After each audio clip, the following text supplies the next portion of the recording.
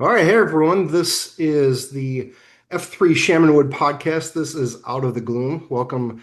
Today is our 15th episode. We were just talking about this a few minutes ago and how amazing it is that we've gotten this far without blowing everything up and setting anything on fire. I'm really happy that they've joined us today. We've got a great episode lined up for you. As always, my partner Doghouse is here. That's John Kreis. And today, our third man is Brett Shepard. If you're involved in F3, you probably already know him as Bedpan. So, welcome, men. I just want to quickly ask how your weekend's been going and how are you doing today? Go ahead, Bedpan. Sounds good. Yeah, so softball is officially really kicking off, so the 2 to 3 games on a Saturday, scrimmages on Sunday. So my M is taking the 2.0 to softball. So beautiful weekend to be outside and enjoying the weather. But yeah, I'm starting to see how my fall is going to be changing for sports. I certainly did not appreciate that. I have daughters who don't play sports, and I played sports growing up. And Mm, just today, I was driving by a youth baseball field in Plainfield, and there were just hundreds of cars. yeah. And I turned to my wife and I said, "Can you imagine spending all day right there?" And we know it. I mean, we have nephews who played baseball every Yeah. day, and we know what that life is like. But I'm so far removed from it. Like I played sports, but now I don't have kids who play, so that's not how my weekend is. But It's funny when that's an amazing connection. we were leaving the wood yesterday about 7:30 after the ruck, and it was already packed. It Oh was already yeah. filling up for soccer. I love it when we would have Pro Helio and the beer and the beers and the mezcal out there on the tables, and you see the dads looking over like, I want to be with these guys. It's 7 a.m. and I'm showing up for softball. Yeah, Yeah, the wood is a great transition of our in the morning activities to the real life starting. Have you ever EH'd guys from those softball soccer fields? Is that I feel like that's kind of a walled garden that you can't really get into very easily if you don't know a lot of people. But I would imagine that'd be a prime area to I EH. think it could be, but it's almost like, we're all high on life. We've been working out second half. They've been stressing to get the kids out, get the Sure. gear, showing up at 7 a.m. Like, I don't know. When you make eye contact, it's almost like I'm that salesman at Costco where they look at you and then they turn away. Like, I don't want to buy a cruise or I don't need a new cell phone plan. It Yeah. just seems like there's like that weird energy, when you see them walking by because we got a smile on our face because we did 100 burpees. hmm Yeah, I have seen, however, when I go out to other places. Like I'll go to Bott Park to the Hmm. Coliseum with my kids, and I'll see other guys kind of like and I've even had some other F3 guys that come up to me because that's where we work out, and it's so natural to be there. But I'll be wearing an F3 shirt, and a guy will ask like, "Hey, what's that? What's F3 about?" Like that seems to be a little bit more of a opportunity where the guard is maybe a little bit lower, where we're all in the same yeah. place. We've all got kids playing together. That seems to be a better place to have those conversations. All right. Well, before we jump in, I want to give a reminder. We're going to try to be more consistent about this, but just a basic reminder that the cue sheet for this podcast is always open. So we had that in the info only channel for a while. We obviously are welcoming anyone in F3 who wants to be the third man, who wants to hop in, even if you've been on in the past, like we had Millville last week, and he said he wanted to come back and talk about Q-Source. And I thought that's Yeah. a great opportunity. Like if you want to come Hmm. back a second time, a third time, just pick a chapter from Q-Source, let us know what you want to focus on, and we'll have the same kind of conversation. That's a huge one, and I'm glad he's talking about it because we're doing Great that idea. now. And Cutler is teeing up an evening Q source to capture those guys in the evening. And that was such a huge piece in Plainfield for the first 2 or 3 years, like 10, 15 guys without reindeer games. And now it seems to almost just be this other chapter that a few people are holding on to. So I hope we can really breathe some life back into Q source for at least the first time for everybody or coming back through for a second glance because that's really where you pick up the nuggets is the second time through. Hmm. So go Millville. Yeah, absolutely. Yeah. All right. Well, there's plenty of places to learn about F3. Obviously, the book Q Source is one place, but online you can check out f3nation.com, f3shamanwood.com, or where Bedpan's coming from, f3plainfield.com. Three websites, all in the same area, but all great information about how you can get more involved or how you can learn more about fitness, fellowship, and faith, which is what we're here to talk about today. Yeah. So before we go too far down that path, Doghouse, why don't you hit us with the core values, mission, and credo? Yes, I'd love to. So F3 core values, we have five of them. First, we are open to all men. Two, we are free of charge. Three, we're held outside, rain, shine, heat, or cold. Four, we are peer-led in a rotating fashion. And five, we always enter in a circle of trust. Right. We have a mission statement that is made up of a task and a purpose, and that is to plant, grow, and serve small workout groups of men for the invigoration of male community leadership. And finally, we have a credo to leave no man behind and leave no man where we find him. I thank you very much. We like to start each of these episodes in the first F section of what it is that we do, talking about a workout that stood out to you over the past week. So, Doghouse, I'll start with you. I know you'd mentioned one that came to mind right away, and then Bedpan, if Yeah. you would think back to the past week as well. Doghouse, what did you have on your mind? Yeah, my workout of the week is the IPC Week Zero that is dedicated to Zachary Tellier. Not sure how to pronounce that last name. For those of you that are unaware, Iron Packs comes to us from F3 Greenwood.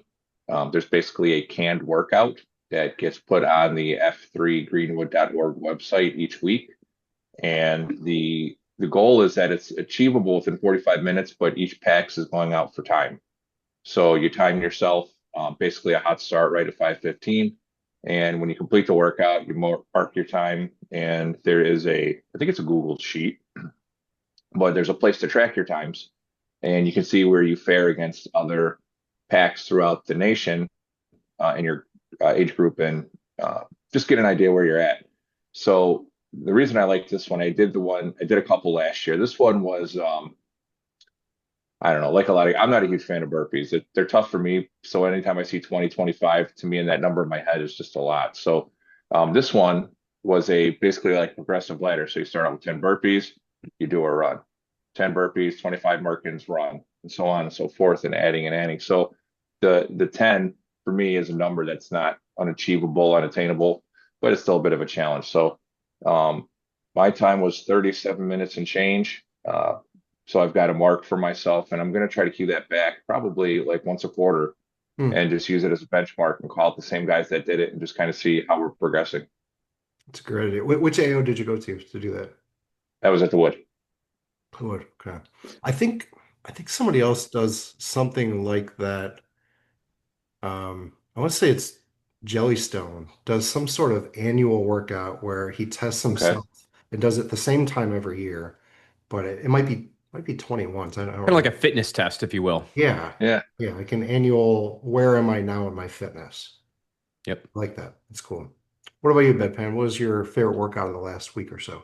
So on Friday, Soft Hands had his birthday party. So with just F3's disruption, he moved the AO Stardex for something behind the scenes that the rest of the packs didn't know over to El Coyote.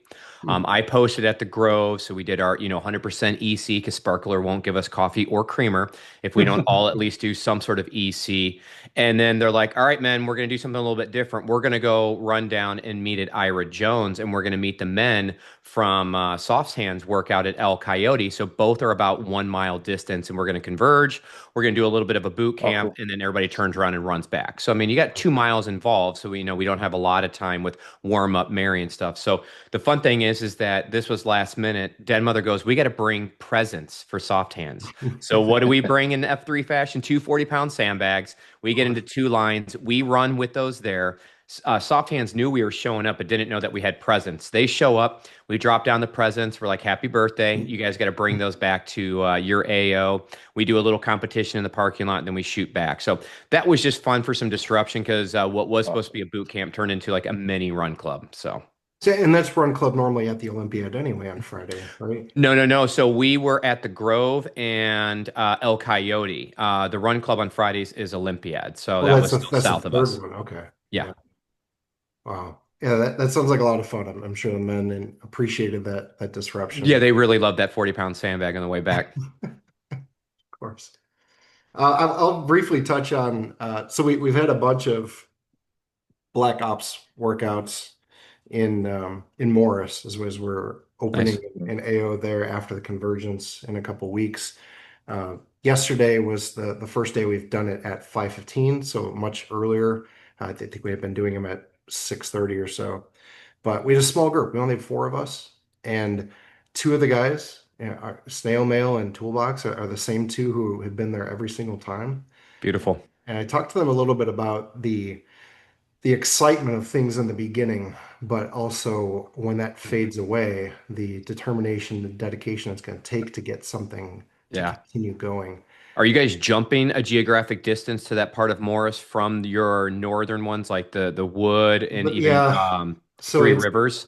I live about a mile from the wood, and to get to Morris is about 25 minutes, 22 minutes. Okay. So it's further west by quite a bit. But it's just right down 80. It's I not mean, it's a ripe area. I mean, they do have a younger population out there. It's not like some of the other aging towns there on 80 as you start going west. So, Mhm. congrats, man. I think that's beautiful. Keep Yeah, pushing. we grabbed a guy the first week. His wife was out at the skate park with their child, and At she 5:15. she saw us working out. This was at 6:30 a couple weeks Oh. ago, probably around 7. She saw us working out, and you could tell she was just doing that thing, like you mentioned earlier, like looking but not really Hmm. wanting to make eye contact. Like, what are these weird guys doing at my park? So I said I said we should grab a flyer and give it to her, give one of those cards that we pass out at parades. And I said, well, if you live in the area, that'd be great. She said, yeah, I live right there. Like, that's my house. Right across the street. So she's like, yeah, I could see you guys. And my husband needs this. I think that's something that we've been hearing more and more is Hmm. the M's saying, yeah, I like what you guys are doing. And I think my husband needs this too. And he said the same thing. He's like, yeah, this is great. Like, I love this. This is something I've been missing and not really Yeah. realizing it.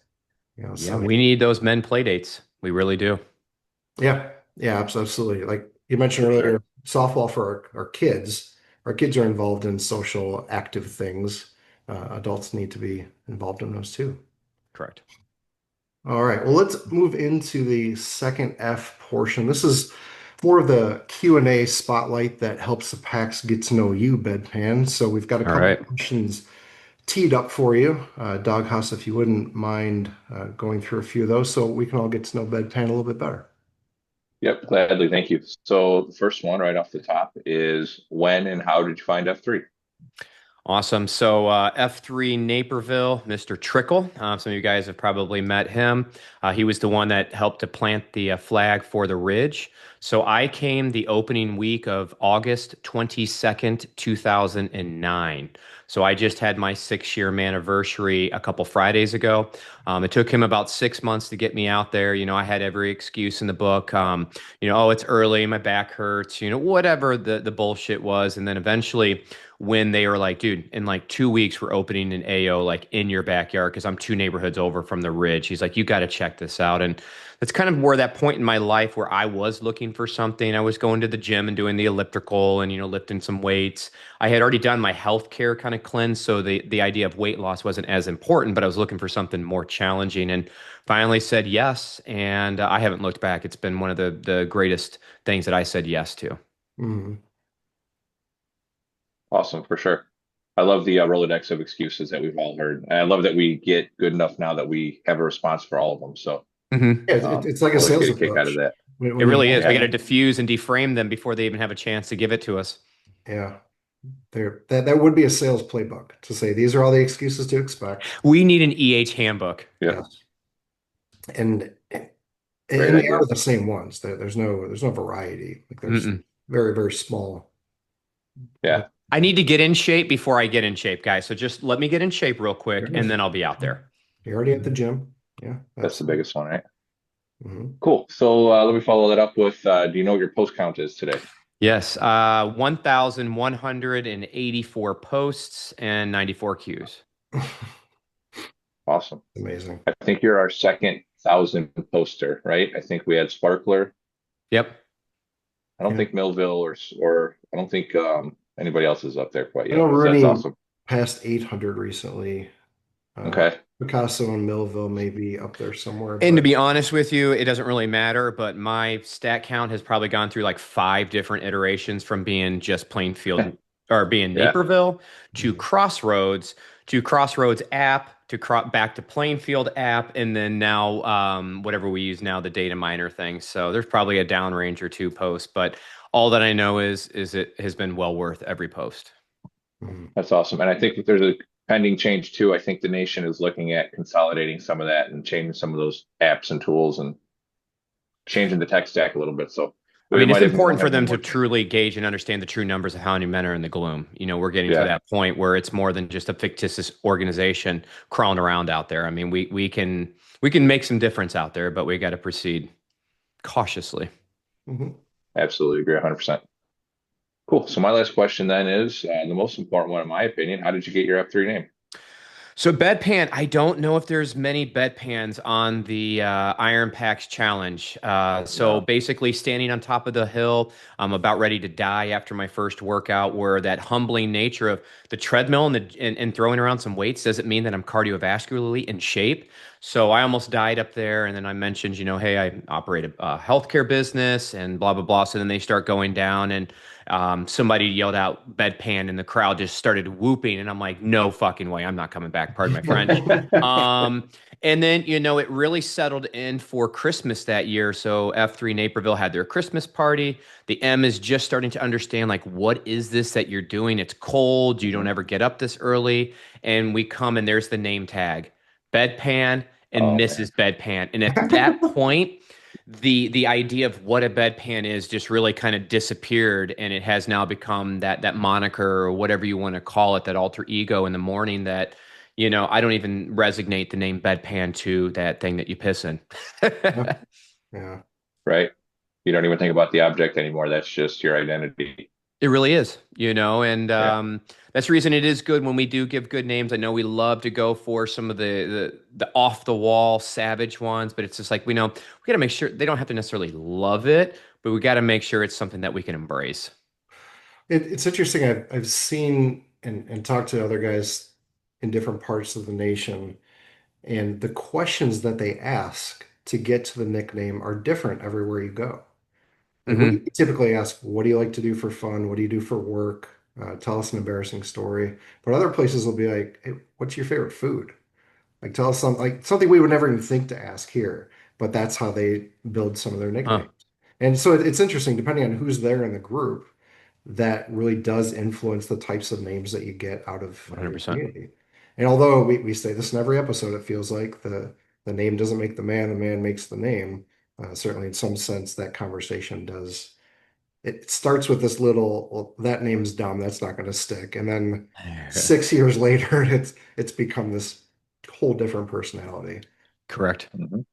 It's identity. And that's a bit of what I wanted to dive in with you today is over the past 6 years, over 1,000 plus posts, what you've seen really rise to the top as something that matters a lot to you, either through F3 or through your own personal development, something that's risen to the top. And you mentioned this concept of shadow work or men's work. Mm, I think it's something that a lot of men don't often consciously think much about. A lot of us are still either stuck in the first quadrant or focused on the physical aspect of the burpees, the Markins, the curls, the running, all those physical aspects of what we're doing here. But tell me a little bit about shadow work and how that's played a part in your life, and where you've seen it make a difference for men in F3.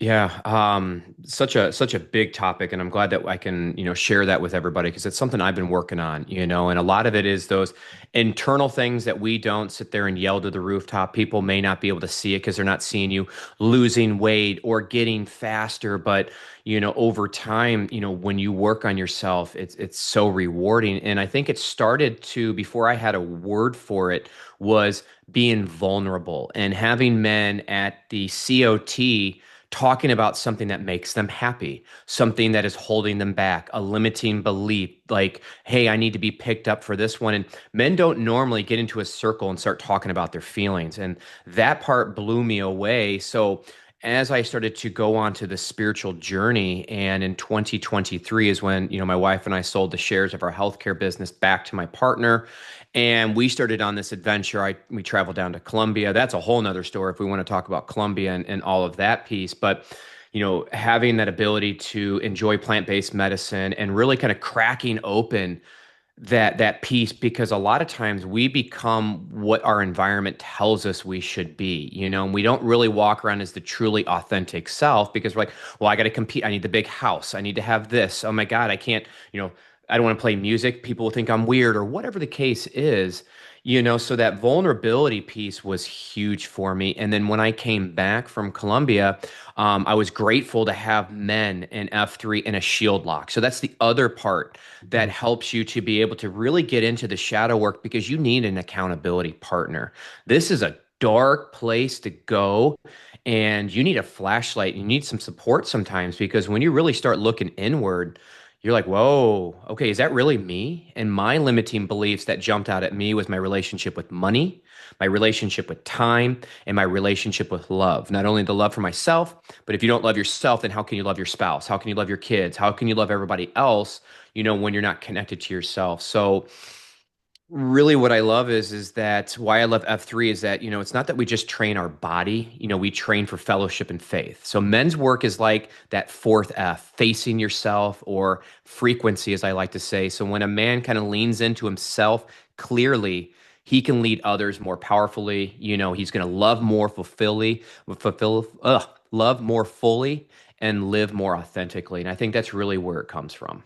So what was your Shield Locks response to that when you came back from So your when I came back, one of the first things I did is I shut down all my shield locks. I shut down all the trip? chats and all that stuff, because it was almost too much, because for me, I realized that I was more of an empathic person. And I think that's the reason why healthcare was so powerful for me, because I resonated with my patients. But then also too, I took on and absorbed the pain that I felt when I was helping these patients coming home from the hospital after a stroke, after a debilitating disease or an accident. And that was tough. So I really needed to kind of just shut down the outside world. And what's been cool is I've seen the shield lock evolve at the same time too, because the whole, hey, fatty, just, stop being a fatty and go run. Those weren't the words that I was looking for at that moment. That wasn't that encouragement, that uplifting speak, even though they may have intentionally thought they were funny and helping. I didn't like those words, so I kind of had to shut it down at first, and then kind of start loving myself to then turn those chats back on and realize I just meet men where they're at now. There's no judgment. It's like, if that's where they're at on their journey, cool, I'll meet you there. But I also know, and we all hear, you are who you surround yourself with. So that's where that importance of that shield lock and those men that helped me to raise my boat at the same time. I'm very grateful to have had a shield lock, to be able So to have those men.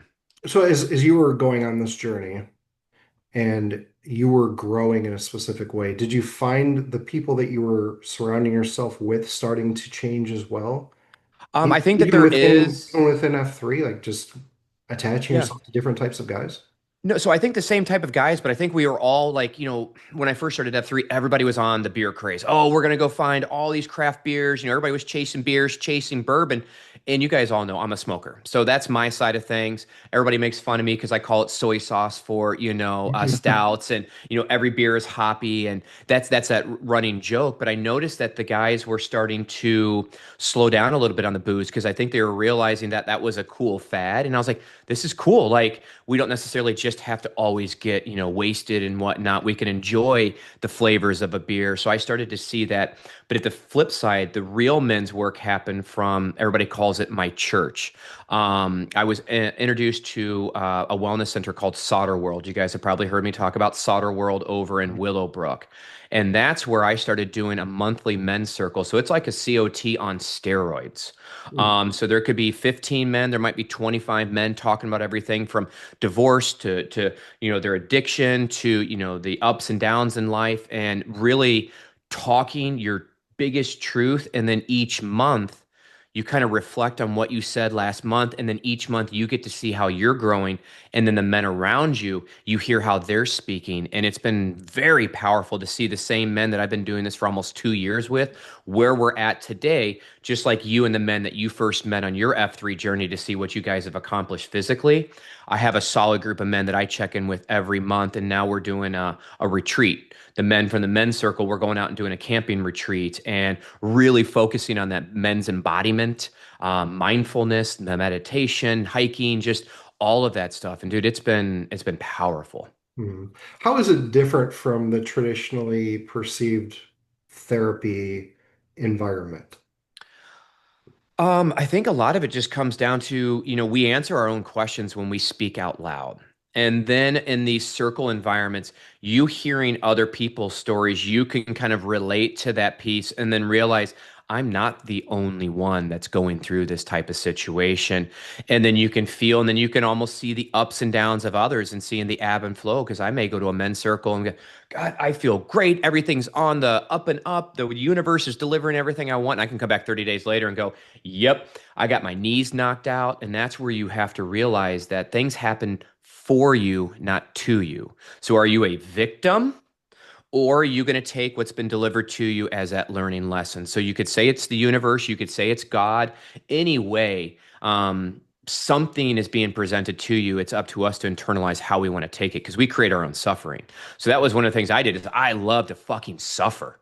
I'm going to hit myself on the back. It's, my problem. I was like, dude, I'm creating this. Like, I don't need to. And when you start to create awareness to yourself and your triggers, then you can start to surrender to it and just let it flow. And let me tell you, I can see it in a lot of men now because I mirror back relationship with time, the money, those stressors and things like that. It's wild when you become aware. So much of that feels like F3 itself. I It mean, is. we put ourselves through all the discomfort, all the struggle, all the physical hardship. Uh, we do that to ourselves, Hmm. but we tell ourselves it's for the greater good. But I think, like you said, in a group, it's very different to suffer in a group Correct. than it is to suffer in your basement, where it's just you, or in the gym with your headphones on and it's just you and the weights. There is something that comes from being seen suffering, I think, and seeing other people, wouldn't you say? Yeah, I would. I mean, so Grow Ruck. So for all of you men that have not read The Comfort Crisis, you have to.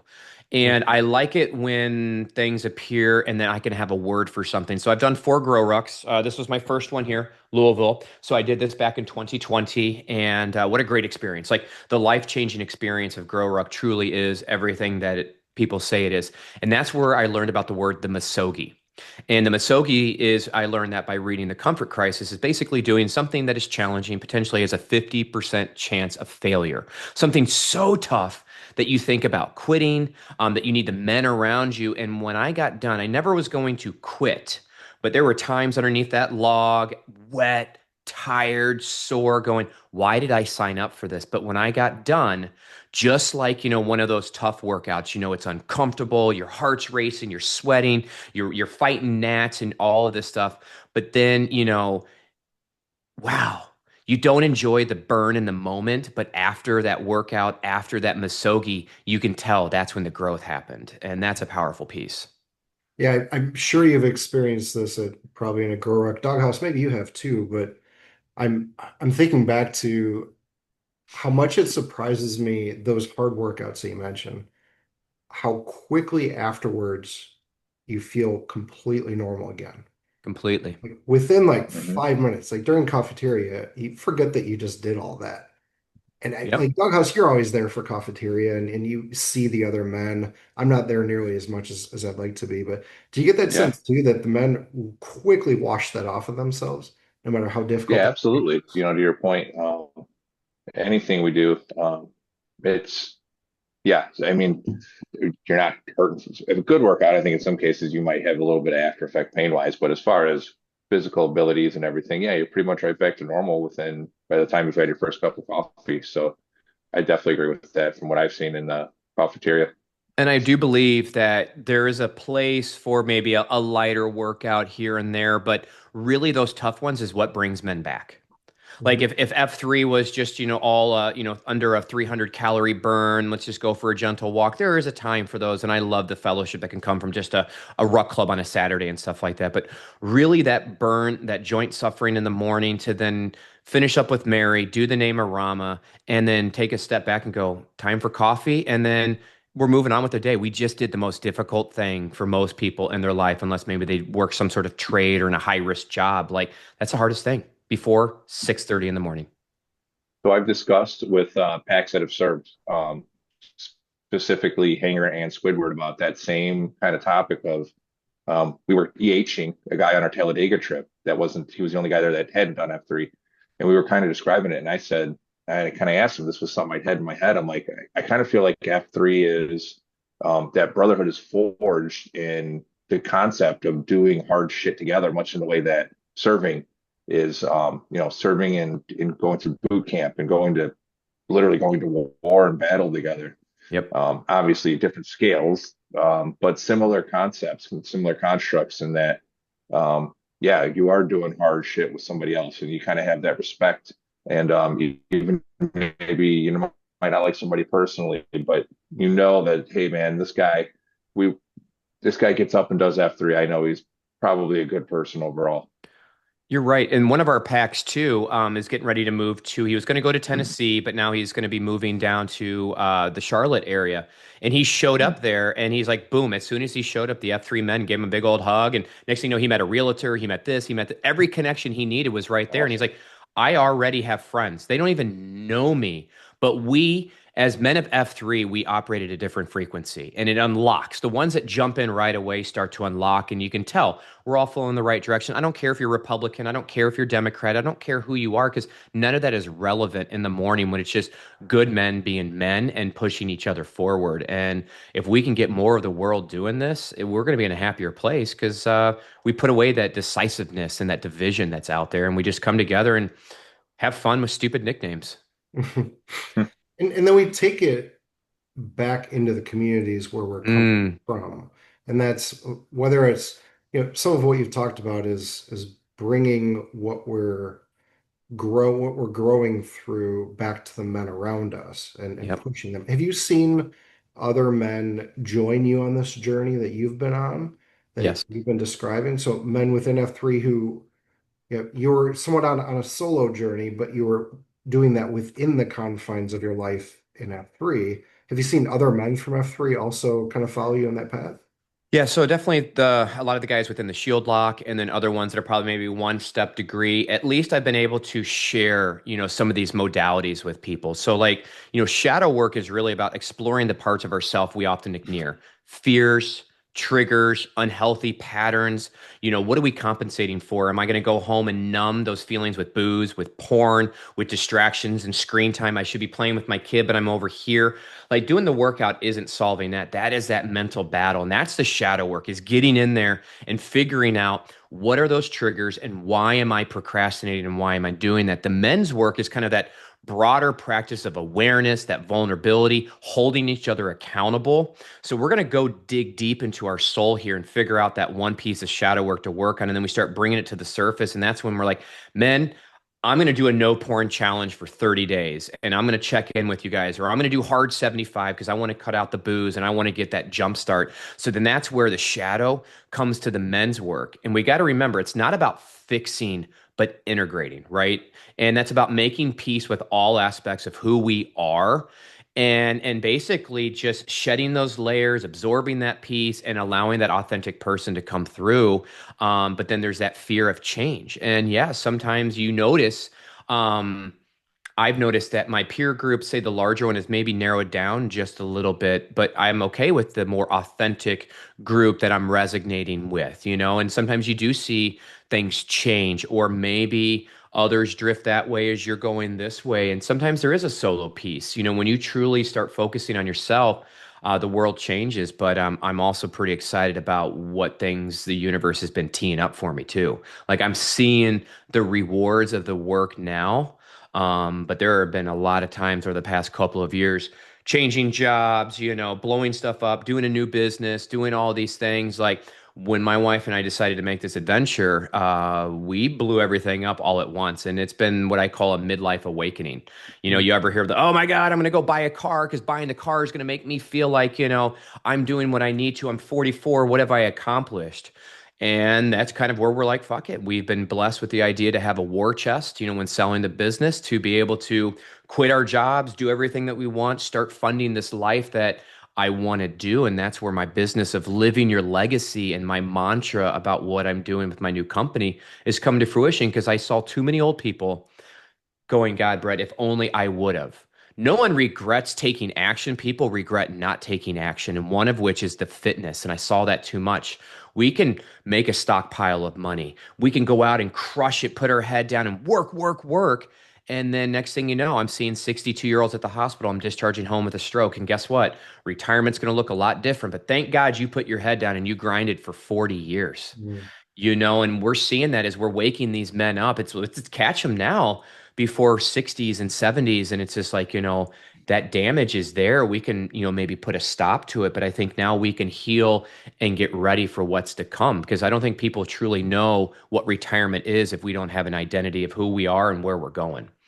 I wanted to ask you about this. You can relate it to either workouts, men's work, the shadow work, or this idea around financial planning. Why do you think so many people are afraid to do it or procrastinate to do certain hard things, but they dive headfirst into other hard things? Like you said, I'm willing to put my head down and work for 40 years, but I'm not willing to financially prepare myself for life in my 60s, 70s. I'm willing to get up at 3:25 in the morning so I can EC run and then go work out at 5:15, but I'm not willing to do this other hard stuff on myself. Like why do you think there's that conflict and what men are Part of it willing is to the do? immediate attaboy. If I'm grinding at work, I can get a promotion. Hmm. Right. But if I'm doing some of this other stuff, it's quietly doing the things that are best for you that's giving you no recognition except for yourself. So if you don't love yourself and you're not going to recognize the work that you've done, it's much harder than getting that attaboy from somebody. So it's the Um, external fulfillment that correct. people are. The money side of things, okay, I know what I'm doing. I'm clocking in. I'm getting money. I'm gonna save myself to wealth. But you really can't because now you're limiting, fun and experiences. You need to be mindful of living within inside of a certain means. But it's not fun to just put money aside and especially design cash value life insurance or putting it into the stock market and just letting it ride. You don't really see that. That's like that investment into yourself. Just like the fact of, well, I've tried to meditate twice, and Mhm. that sucked because the little monkey in my fucking circus in my head is going like this and like, oh, I don't want to do this. It's broken. I don't know how to do it. Well, there is no right way to meditate. It just takes time, just like you've experienced with your running. Running is like 20% physical, 80% mental. And Sure. then eventually you start getting past that, and then you start pushing your body, and then you start getting the miles. And then, yeah, now it's a nice balance between the mental and the physical. And I think we get in our own ways because it's easier to stay comfortable. It's easier to stay with what we know than choosing to do something difficult, even though the reward is going to be 10x. Mhm. And there's that hurdle you have to get over to come to your first F3 workout Hmm. as an FNG to say yes. You said it took, what, 6 months for someone to finally get you to say yes the first time. When you first came in, were you one of those guys who came in and just hit the ground running and never looked back? I'll let you answer. What do you think? I would think yes. I Yes. would think that, and I'm trying to think back now if any of the guys we've had on the podcast were not like that. Doghouse, do you remember any of the guys who were like, yeah, I came once or twice and then I didn't come Yeah. for a Yeah. while. He hasn't been on the podcast, but the one that comes to mind is Latte. Ooh, he's a good one. Yeah, he's the only one I can think of off the top of my head. And I don't know why that is. I'm curious what you guys think, why it is that, I mean, that's a big change in behavior to Mhm. say, I'm going to start, like I used to get up at 7:30. I'm going to start getting up at 4:30 now Yeah. and go work Hmm. out for 45 minutes before the sun comes up.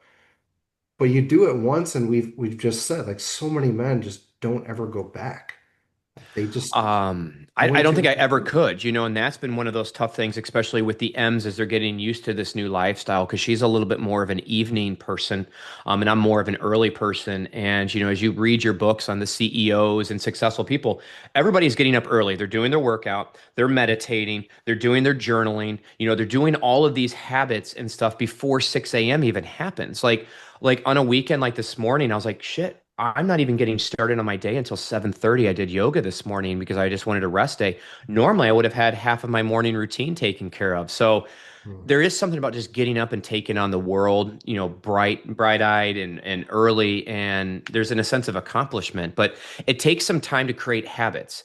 And then as you start to stack those habits, then they start to build upon each other. So if you go out and you say, I'm going to eat healthy, I'm going to get up early, I'm going to do a run, I'm going to start journaling, I'm going to love my family more, it becomes so much that people shut down. So how do we help them to stay on track? How do we help people to build the habits? Because this is a leadership group. Some of us, I think, have more innate leadership or drive, and then the refinement that comes from the men around us that help us to sharpen that stone or that blade, but then also help us to create the guardrails because they tell us our blind spots. And if you're willing to take the candor, listen to the guardrails, sharpen other people because you're giving back, this is the catalyst for personal growth to a whole nother level. mm, And with my men for the men's circle, it's like a 10x when it comes to me understanding myself and love and that spiritual piece, but there's no physicality in there. Maybe the fasting and some of that other piece. So living in both of these realms of physically pushing myself in F3, but then also doing this men's work and that shadow work on the side. God, dude, it's been powerful. It's been tough. mm. It's definitely been tough, but I couldn't have done it, and I wouldn't have. I don't ask for anything else, but just like Sparkler says, what's next? Yeah, You know. that actually is a good segue. We typically ask at the end here to describe how F3 has impacted your life. And I'll attach that question to it. Okay.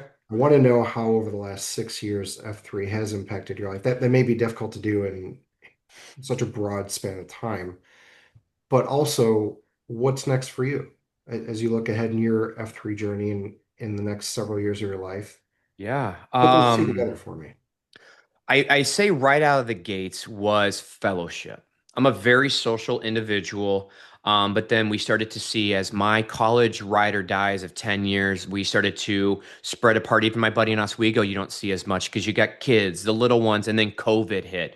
And that really put a dividing line between two camps.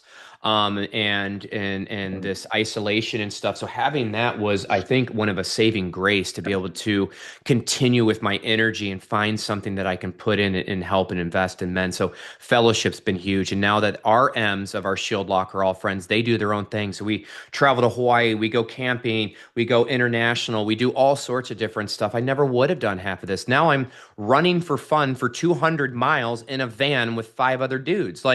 Or putting on a backpack and walking with beer and having a social interaction. The fact that I'm able to be in motion and accelerating and having a good conversation with men, that's been powerful. So I would say the fellowship has been the biggest one. But then on a personal side, it's the callousing of the mind, listening to the Goggins and having that, because there's been a few races where I've had to dig into that fucking cookie jar and pull stuff out and go, Brett, just keep running. You can keep this pace. There's no reason. Just keep eating those cookies because you know. And then when you get done, I didn't die. And now I felt that growth of what I needed to. And my race in Minnesota was one of those with some, relationship and other stuff going on. And it was 9 miles and 95-degree humidity. I Mm, just had to lean into it and I ran. And I was listening to Goggins too, and I was digging in there and getting those cookie jars. So the mm, callousing of the mind, the friendship, doing hard stuff. And then on the flip side, surrounding myself with veterans and realizing that 4th of July, Memorial Day weekend, and those things, and that flag represents more than a weekend to get drunk for 3 days and have a long weekend and a holiday. Seeing the cadence and hearing the stories of the hero workouts and volunteering and helping veterans gave me more of a patriotism to the United States of America than just saying, oh, it's 4th of July, let's go have some hot dogs and beer. yeah. So that was another huge piece too, is the respect for the flag, my country, and my servicemen, and then doing things for my community, going out and picking up garbage or installing a Gaga pit and just volunteering. And I volunteered at senior centers, but it was kind of self-serving because it was for my job, but it was rewarding. Now I'm just volunteering to volunteer, even outside of reindeer games. Nice. So No way. looking forward, what's next for you as you look into the future? So, as me as a person, or as F3 and as a PAX of F3. Whatever direction you want to go. I think just continuing to lead by example with the packs of F3, and then just kind of, continuing to share my little flavor. I use different words sometimes, and, bringing guys over and saying, hey, have you ever thought about checking out some breath work, or introducing some of these other, what people call woo woo or other modalities. Dude, these things have been going on for thousands of years. Hmm. We're creating more mental concerns, healthcare concerns, and a crisis because we think, oh, we got technology, everything's great, everything's two clicks away. I got something at my doorstep. We're too comfortable now, and I think just getting out there and just living by that example, men will resonate with it. Men may ask questions, and then just always being there for the next man. And that's the biggest one: is that when F&Gs come, I want to greet them. I want to welcome them. Everybody gives shit up. There's Bedpan over there just yakking away. But that man having one guy engaging with him intentionally is going to bring him back. Yeah. Because if we all hang out with our cliques and we do what we're there because we're grab ass with these five dudes and there's a new PAX over there, kind of, you can tell he's been there once or twice, making sure I help to create a safe space for them so they can overcome that first 5, 6, 20 limiting beliefs. So they keep coming out until we unlock them. Once they're unlocked, then they're golden. Those are the next leaders. Those are the next sight cues. Some men have a couple locks. Some men are already unlocked. They just needed the vehicle. And some other ones are going to quit, and it just wasn't their time. Yeah. For me, that was Spikehorn. He was that guy. He Yeah. was the sight cue my first workout. He was the guy who was always in my ear every week. You can do this. You're doing great. Keep it up. Keep it up. Even when I didn't feel like it. So I know exactly what you're talking about, and I'm glad you're going to be that man for FMGs because they definitely need it. They definitely need Yeah. it. Plus, I like to talk. So, I mean, hell, that guy doesn't know me yet. No, no, not a problem at all. You've got to bring, like you said, bring your flavor to it. Bring who you are to the Yep. group. That's what makes the group so good. Doghouse, would you give us an overview of some events, some third F stuff that's going on, so we can let everyone know where they can participate in F3 outside of the workouts? Yep. So first, as I kind of alluded to earlier, we are in the midst of Iron Packs. That is, I believe, 6 weeks long, right? Down here in Shamanwood, we're holding those Mondays at the Wood and Thursdays at the Island. It's the same workout. Come out and test yourself. Also, we have coming up on Saturday, September 27th, our Shamanwood Fall Convergence. We're going to be holding that at the Island, 6:30 a.m. And finally, on October 5th, Sunday, at the Raven's Nest, we have the Fire Zone 5K and Adopt-A-Palooza being held by Homer Simpson. So both of those events are at the Raven's Nest. Let's pack the house on those two. Excellent. Thank you. All right, I'll close this with a quick COT. Someone speaks to some of the work that Bedpan's been talking about. I myself, this last year or so, have tried to be much more intentional with my Hmm. relationship with my M. And one mantra, one phrase that's been in my head this whole time is love is a verb. I think we get stuck in this idea that love is a feeling, it's an emotion, it's some days I feel strongly, some days I don't feel strongly, but I've been focused on the action, on the Yes. little things like I'll make my wife coffee in the morning before I go to a workout. Since school started, I've been leaving her these little post-it notes with just a quick thought about how I feel. And just doing that on a regular basis not only I think shows her what I mean when I say I love you, but it reiterates to me all the ways that I do care for this person. And it's those Mm. actions, it's the things that we do, not necessarily the things that we feel, that are the expression of love. So I'd encourage everyone, no matter whether you're talking about a platonic relationship, a romantic relationship, relationship with your child, to think about the action. When you say, I love you, I mean this. I will do this for you. This is my example of love for you. It's certainly changed the way that I go through my day to day, and it's been a really big benefit to our relationship. So I'd encourage everyone to think of love as a verb, something you do, not something that you feel. Right? Love it. All right, so I will close this out as we always do. Do you Quick, mind if I close out just with a couple little things that the men maybe can do on their own? please do. Yeah, All go right, ahead. perfect. So some practical things. So like, I'm sitting here going men's work, digging deep in. Journaling has been a huge piece, men. So, grab that book and find that time each day to reflect. Reflect on yesterday, reflect on something that's holding you back and just getting that out. And there's so much that you can learn when you write down triggers, patterns, and discomfort. Just start, and make that a habit. The accountable conversations, so share openly with your shield locker, a trusted person, about what you're wanting to accomplish so they can hold you accountable. For me, another huge one that's like almost a lifesaver is breath work and silence. So go onto YouTube, look up breath work, look up meditation, and even start with just a basic guided 5-minute breath work or mindfulness exercise on there. You'll be very surprised what it's like when you're trying to calm your mind down. It's not about being in complete silence, but just kind of, getting into alignment, you know, um, and just notice that inner voice, during those tough workouts. And if it's telling you to quit, tell that little inner bitch to say, nope, sit in the back seat. So men's work isn't about perfection. It's just about it's about presence. That discomfort in the gym, is like where that growth typically happens for us. So men who commit to like, this inner work, they lead stronger families. They're going to have, tighter communities, and they're going to live with deeper purpose. So if anybody's got questions or things about, what is this, or some direction, let me know, because sometimes it's hard to go down this journey without some tools and resources, and I would love to share. We saw it come up during the Bricklayer Challenge because Yes. journaling was a part of that. And a lot of men don't know how to journal. Yep. They don't know what prompts to ask themselves or how to put pen to paper when it feels like, am I doing this right? Like, is this the way it's supposed to be? There's really no right way to do it. But I think giving yourself that freedom to just start putting your thoughts down and wherever it goes is where it goes is one of the things that men have to get comfortable with. It's okay to Keep feel uncomfortable doing this. keep me posted on the next bricklayer, because I heard a little something about it and I go, all right, Millville, you're my dude. Like, just hearing about the habit stacking, the journaling and everything there, like that is so right up my woo-woo alley. So the next time you guys roll that out, please let me know, and I'd love to participate. Absolutely. Will do. Yep. All right, man. We will wrap it here. I am Bill Skoronsky. I'm 47. I am Puddles. Puddles. Puddles. Down Christ. 41. Doghouse. Doghouse. Doghouse. And I am Brett Shepard, 44, Bedpan.